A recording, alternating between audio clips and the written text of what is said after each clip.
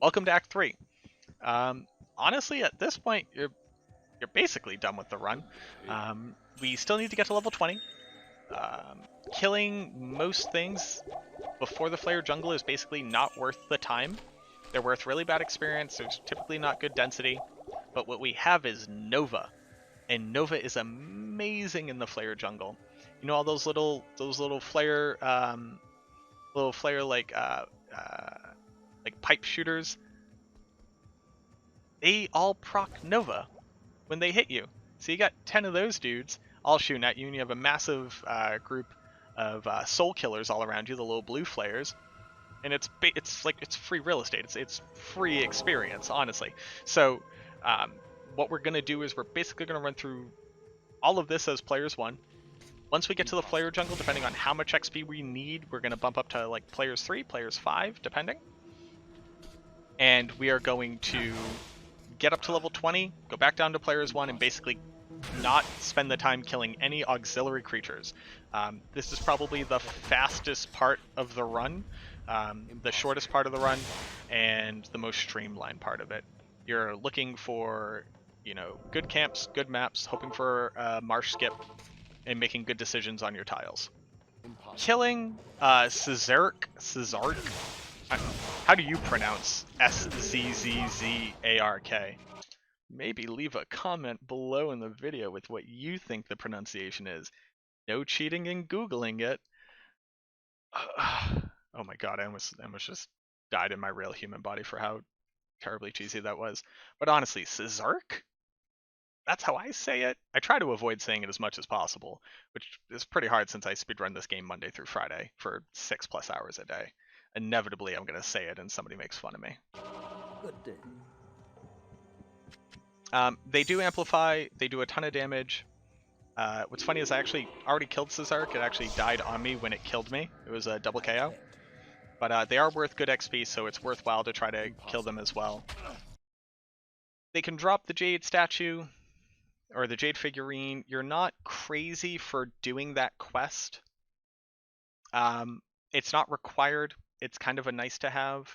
I will say doing the book, so doing Essence Tome, basically not worth the time. The 5 stat points just really aren't good enough. The Jade figurine is a little bit like, oh, you happen to pick it up and happen to need to save an exit and happen to need stamina and thawing potions. So you might as well spend the extra 5-10 seconds doing it, especially with vigor and faster run walk. It's not a huge problem. But it's definitely not required, just like in any other normal speedrun. So here we're at players 3. I mean, look at that. Look at all those Nova casts. Ah, it's a thing of beauty. So we're just gonna check camps like we normally would. It was nice picking up the waypoint there. We're super ahead on XP. Actually, we end up overkilling here. But it's always nice to be able to pick up that waypoint in case A, you take an untimely death because you're kind of running around at a high player setting, or B, end up needing a little bit more experience. You don't do anything different here except specifically with the Gidbin. The creature that spawns at the Gidbin, only that one, so not like any soul killer, not any flare, specifically the monsters that spawn as the Gidbin will stop attacking you if they get to low health. So the only way to kill them is actually by having other creatures hit you and your Nova charges killing them. It's a very specifically weird nuance, but that's why you see me actually running around and not killing any of these people, and trying to make sure that I have some of the dart shooters in my vicinity, so that, and you also see that I take off Thorn's aura, so that the minions also don't kill themselves too quickly.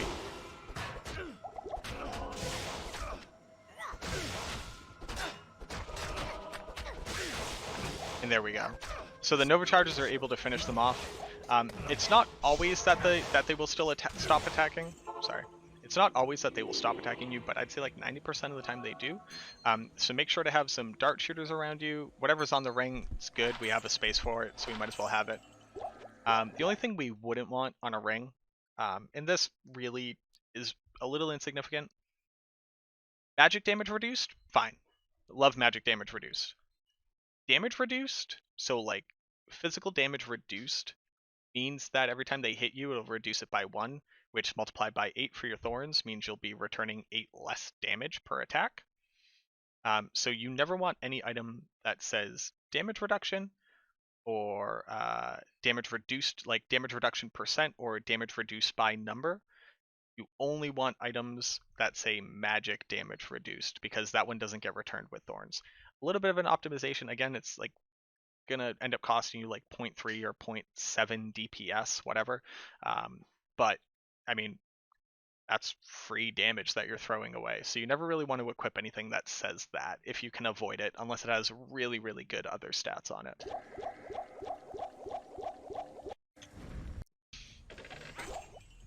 The super chests in lower Kurast at higher player settings have a really high or have multiple drop tables available that have runes in them. So quite often I will get my Tal-Eth runes from these very chests. They are the special chests in the hut with the fire circle ring in it. If you've ever farmed LK for high runes, that's exactly what you're looking for. In addition to that, I mean, it'll drop a ton of potentially high gold value items. We're at 61,000 gold. We don't plan on spending any additional gold until Act 4 and Act 5, where we're going to spend a lot of gold on potions. But for right now, at this point, I would feel completely fine, especially knowing that we're going to be able to A, pick up whatever Mephisto drops, and B, pop the chest behind Mephisto at higher player setting, which is also a super chest, and chances of getting like something really, really good or a lot of money. So while this could definitely save your treasury in case you're in the red right now, it's not like super necessary. Like if you're already at good gold and you already had the runes, but since this happens to be on the way, it's worth the 5-10 second diversion to pop all 3 super chests, and also the armor stand just in case it drops like a unique set of something cool or a cool paladin shield, something like that.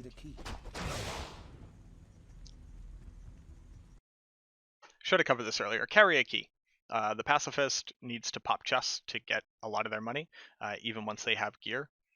It's always worth your while to have one slot taken up with a key until you get to Act 4.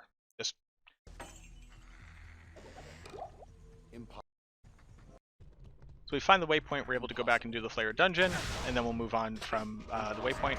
We're already level 20, so we're basically trying to kill as few things as possible. Again, I feel comfortable with our gold, so I'm not going to be picking up gems for re-rolling wands. If you aren't comfortable on the run yet, keep picking up good gold value.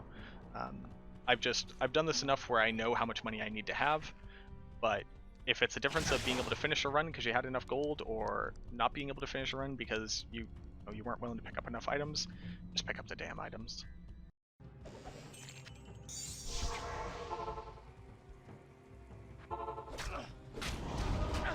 The council sucks. The council sucks.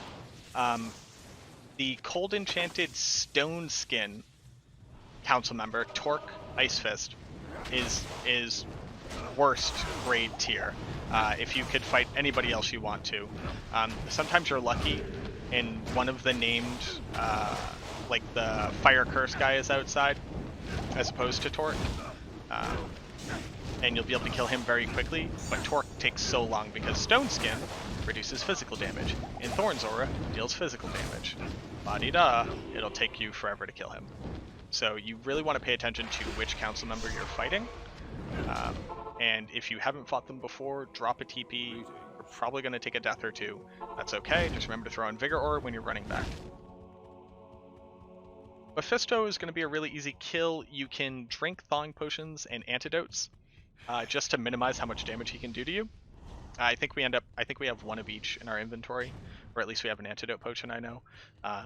So it's really nice to be able to have that. You basically just stand next to him, let him kill you. You know, that's kind of the story with everybody. Obviously with Bale and Diablo, we're going to be doing some more advanced stuff with them, but for Mephisto, he just hits you, and he takes a hit real good because he's kind of a nerd. We all agree that Mephisto is the nerd brother, right? Like when he was going to, I don't know, Primeval High, he'd be walking down the hall, well, floating down the hallway because he's that weird disembodied kind of like all torso looking dude. You know, he has his spectacles on. And you just see Diablo come walking up like, "Sup, nerd?" Knocks the scrolls out of his hand. Or is that just me? Is that just my fanfic? Resist Cold Shrine is fantastic here. Skill Shrine would be really nice. You wouldn't be crazy to find a Skill Shrine and then basically never save an exit. Just keep going back and getting it for each boss fight, other than Baal, because Baal will curse you. I think ultimately some of the optimization of the run, eventually World Record's going to have that. Right now it doesn't. But we're basically taking a leaf out of like the Barbarian, where they want to have a combat shrine for every boss. Skill Shrine here just means you're stronger, you deal more damage, and if you need to use Cleansing Aura or Vigor, you run faster and you heal more. So it's probably going to be in the World Record before too long.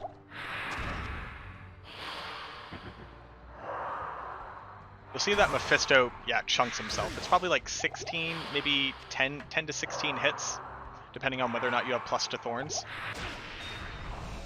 He drops enough money where we don't go check the chest. But there we go. I feel like you just finished the last video, but like, you killed Mephisto. And again, you didn't have to hit him.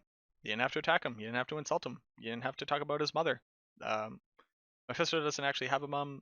Mephisto is one of the prime evils and is born out of the body of the dragon, which died and gave birth to all of the prime evil. Okay, don't, again, lore heads out there, I know you, I see you, you're beautiful, I love you.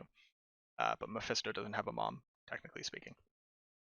But you did it. You killed Mephisto. You just killed the first brother. You just killed a real prime evil by standing next to him and kind of letting him do his thing. So give yourself a pat on the back. I mean, Act 3 sucks. Everybody hates Act 3. So give yourself a pat on the back. And I'll see you all in Act 4, because things are going to get real spicy. So like, get your notebook, get a fresh number 2 pencil, sharpen that bad boy up, get a nice good point on it. I'd go grab an eraser too, because you might take down some notes and then realize they're wrong and have to redo them. Because Act 4 is... If Act 1 determines whether or not you even have a chance at World Record, and Act 2 is where runs go to die, Act 4 is where you go to die a lot and just kind of have to deal with it. So get ready. It's a challenge.